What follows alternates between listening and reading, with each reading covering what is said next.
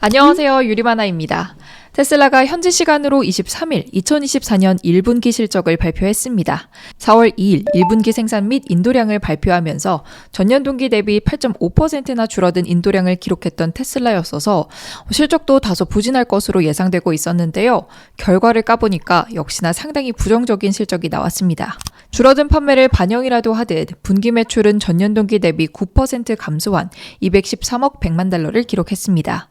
매출 감소도 감소지만 더 안 좋았던 것은 수익성이었는데요. 그동안 거듭된 가격 인하, R&D 비용 증가, 사이버 트럭 생산 램프 비용 증가 등 다양한 원인들이 겹치면서 이 테슬라의 수익 지표는 크게 감소했습니다. 전년 동기 대비 영업이익은 무려 56%가 줄어들었고요. 순이익도 55%나 떨어졌는데요. 이는 애널리스트 전망치와 비교해도 부진한 수준이었습니다. 다만 어닝미스를 기록했음에도 불구하고 주가는 오히려 크게 올랐는데요.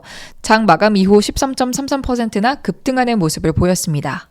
실적 감소가 이미 주가에 반영되어 있기 때문이라고 볼 수 있는데요. 생산 및 인도량 실적을 발표한 이후부터 테슬라의 주가는 꾸준히 하락 곡선을 그려왔습니다. 실적이 안 좋게 나올 게 너무 뻔했기 때문이죠. 그래서 정작 실적 발표 당일에는 어닝미스로 인한 쇼크가 크게 없었고요. 이런 가운데 일론 머스크가 기업 전망에 대해 긍정적인 발언을 내놓자 주가는 오히려 오르게 됐습니다. 1분기 매출 감소에도 불구하고 올해 연간 매출은 지난해보다 오를 것이라는 전망, 25,000달러 미만의 저가형 전기차 시간표를 2025년 초까지 앞당기겠다는 약속, 주요한 자동차 제조업체와 FSD 라이선싱을 논의하고 있다는 발언 등 투심을 끌어올릴 만한 소식들이 연이어 나왔죠. 다만 그렇다고 해서 아직 대세가 반전되었다고 보기는 어렵습니다. 앞당겨졌다고는 해도 여전히 저가형 전기차 출시까지는 1년 가까이가 남았고요. 테슬라의 수익성을 압박하는 외부 요인도 여전히 그대로입니다. 전기차 전환 속도는 감소하고 있고 중국에서의 경쟁은 치열합니다. 올해 들어서 금리를 곧 인하할 것만 같았던 연준도 여전히 긴축의 고삐를 풀지 않고 있고요. 테슬라는 많은 자동차 제조업체들이 전기차보다 하이브리드를 우선함에 따라 글로벌 전기차 판매가 계속해서 압박을 받고 있다. 이렇게 말했는데요. 정리하자면 테슬라가 처한 상황은 여전히 도전적이라는 겁니다.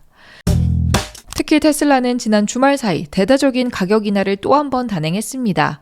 테슬라의 다음 성장 동력으로 꼽히던 FSD의 가격까지도 크게 낮추는 모습을 보였고요. 현지 시간으로 19일에는 미국 시장에서 모델 Y, X, S의 가격을 각각 2,000달러씩 인하했고요. 20일에는 FSD의 일시불 구매가를 12,000달러에서 8,000달러로 낮췄습니다. 21일에는 중국 및 독일을 포함한 글로벌 시장에서의 차량 가격도 조정을 단행했고요.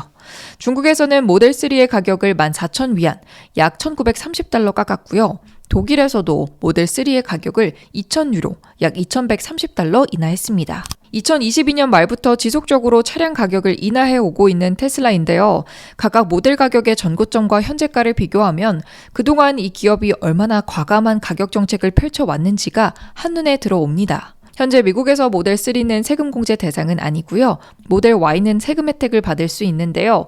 7,500달러의 보조금을 받는다 가정할 때 현재 가장 저렴한 테슬라 차량은 모델 Y 후륜 구동형 모델로 가격은 35,490달러인 수준입니다. 전기차가 생선도 아니고 이 시가로 움직이는 차량 가격을 보고 있으면 이걸 시장 상황에 유동적으로 대응하는 모습이라고 긍정적으로 평가를 해야 할지 아니면 또 소비자의 혼란만 가중시키는 조치라고 봐야 할지 한편으로는 약간 헷갈리기도 하는데요. 그래도 워낙 애초에 업계 평균을 훌쩍 상회하는 마진을 자랑했던 테슬라였기에 거듭된 할인에도 불구하고 이 기업은 여전히 수익 구간에 머무르고 있습니다. 테슬라가 수익성의 늪에 빠졌다고는 해도 이미 그 늪에 빠지다 못해서 숨이 넘어가기 직전인 다른 전기차 기업들과 비교하면 매우 양호한 상황인 셈이죠. 하지만 상황이 좀 더 낫다 뿐이지 어찌됐든 수익성이 저하되는 현상 자체는 누가 뭐라고 한들 긍정적으로 평가하기만은 어렵습니다. 당장의 수익을 포기하는 대신 시장 점유율 확대를 택한 소위 살을 내어주고 이 뼈를 취하는 전략이라고 볼 수도 있지만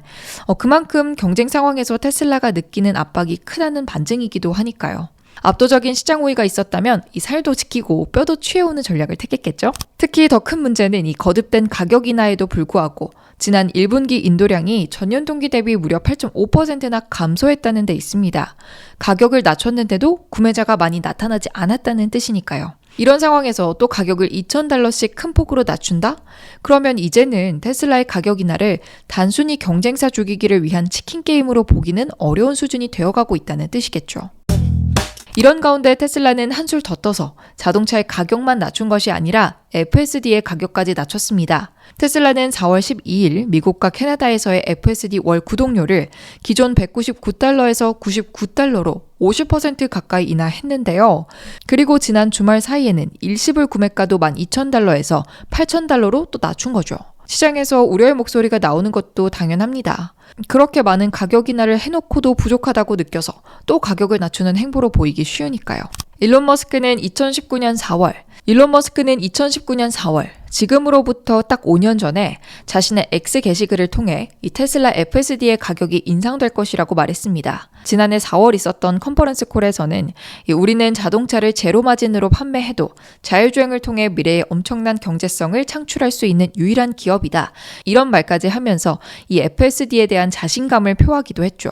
이런 과거 발언이 재조명되며 지금의 FSD 가격 인하는 더욱 많은 우려를 사고 있습니다. 자동차에 마진이 없어도 FSD가 창출하는 가치로 돈을 벌 수 있다. 이렇게 말해놓고서는 FSD가 벌어들이는 돈도 깎아먹는 횡보를 보이고 있는 셈이니까요. 테슬라 강세론을 펼치는 투자자들이 흔히 말하는 것 중 하나가 이 테슬라는 단순한 자동차 기업이 아니라 테크 기업이다 라는 겁니다. 물론 테슬라가 레거시 자동차 기업들과 비교했을 때 특별한 기업임은 분명한데요. 그러나 착각하지 말아야 할 것은 테슬라의 기업적 가치가 이 기업이 보유한 기술적 탁월함에 반드시 비례하지만은 않는다는 점입니다. 결국 기업은 이익 집단이고 기업의 가치는 그 기업이 얼마나 많은 수익을 남겼냐에 의해 매겨집니다. 테슬라의 FSD가 업계 최고 수준인 것과는 별개로 이것이 상업적으로 유효한 제품인지는 다른 이야기일 수 있다는 거죠. 일례로 미국 자동차협회 자료에 따르면요. 지난해 들어 자율주행 자동차에 대한 신뢰도는 오히려 2022년과 비교해 줄어들었습니다. 자율주행 기술을 믿는다 응답한 운전자의 비율은 고작 9%에 그쳤고요. 무려 68%의 응답자가 이 기술에 대한 두려움이 있다 이렇게 답했죠. 테슬라, 크루즈 등 몇몇 기업들의 사고 사례가 자율주행 기술에 대한 인식에 영향을 미쳤을 것으로 풀이되고 있고요. 이유가 무엇이 됐든 이 자율주행 기술 자체에 대한 신뢰도가 낮다는 점은 테슬라에게 있어서 상당히 부정적인 소식입니다. 테슬라가 FSD를 통해 자율주행 시장을 완전히 장악하더라도 전체 운전자의 9% 남짓한 고객 말고는 그것이 셀링 포인트로 작용하지 못할 것이란 뜻이기도 하니까요. 사실 이런 시장의 회의적인 시선과 싸워나가는 일은 혁신 기업의 숙명과도 같습니다. 처음 인터넷이 나왔을 때, 애플이 아이폰을 출시했을 때, 넷플릭스가 OTT 사업을 시작했을 때 지금과 같은 결과를 예상한 이는 많지 않았죠. 이상한 너드들이나 모이는 공간이다. 물리 키패드가 없어서 불편하다. DVD가 있는데 왜 월결제를 하냐는 등 온갖 회의론이 존재했지만 이 기업들은 이런 비판들을 이겨내고 보란듯이 성공해냈습니다. 테슬라도 이런 기업들과 같은 기로에 서 있습니다. 다만 입장이 조금 다른데요. 기술의 특성이 다르기 때문입니다. 자율주행 기술에 거부감을 느끼는 소비자층이 이 기술을 탐탁지 않아 하는 가장 큰 이유는 안전 때문입니다. 편한 건 잘 알겠는데 그래도 만에 하나라는 게 있잖아 하는 이 두려움 때문에 쉽사리 자율주행을 이용하지 못하는 거죠. 인터넷, 아이폰, OTT 등의 상품은 사용하던 중 서비스가 원활하지 못하거나 오작동하는 등의 이상이 발생하더라도 이 전반적인 소비 경험만 좋다면 고객들의 구매 결정을 이끌어낼 수 있습니다. 일시적인 오류로 잠시 버퍼링이 발생하는 정도야 조금 기다리면 해결이 되는 문제니까요. 그런데 자율주행은 정반대죠. 자율주행의 이용 경험이 아무리 만족스러웠어도 작은 사고 위험이 한번 발생하는 순간 이 소비자의 지갑은 닫혀버릴 겁니다. 쉽게 말해서 직접 체험해보라 라는 테슬라가 택한 돌파구는 상당히 과감한 승부수라는 거죠. 테슬라가 시장을 설득하는 데 성공한다면 차량 판매 견인은 물론 FSD 라이선싱 확장을 기반으로 다지는 효과까지도 기대해 볼 수 있을 겁니다. 그러나 만약 이 승부수가 실패로 돌아가면 테슬라의 입장에서는 더 큰 수익성 압박에 직면해야 할 겁니다. 경쟁사와의 출혈 경쟁은 계속되지 수익성은 떨어지는 가운데 판매량도 부진하지 FSD에서 셀링 포인트를 만들어내지 못한다면 이 상당한 위기에 처할 수도 있는 테슬라인데요. 그래도 몇 가지 기대해 볼 수 있는 지점은 있습니다. 가장 먼저 당연하지만 FSD의 기술력 그 자체가 있겠고요. 자율주행에 필요한 하드웨어부터 소프트웨어까지 모두 자체적으로 해결하는 테슬라인 만큼 이 기업이 현존하는 최고의 자율주행 기술을 보유하고 있음은 자타공인이 인정하는 바입니다. 기술적 완성도가 시장의 회의론을 떨쳐버릴 수 있을 정도까지 왔기를 기대해 봐야겠고요. 또 다른 하나의 포인트는 이 테슬라가 이보다 더한 위기도 숱하게 거쳐온 위기에 강한 기업이라는 점입니다. 당장의 주가 퍼포먼스가 안 좋은 것도 사실이지만 그렇다고 당장 테슬라의 펀더멘털이 회생 불가능한 수준으로 흔들린 것은 아닙니다. 테슬라의 기술력과 미래 가치에 대한 확신이 있다면 이 기업을 믿고 기다려보는 것도 하나의 방법이 될 수 있다는 거죠. 워런 버핏은 이렇게 말했습니다.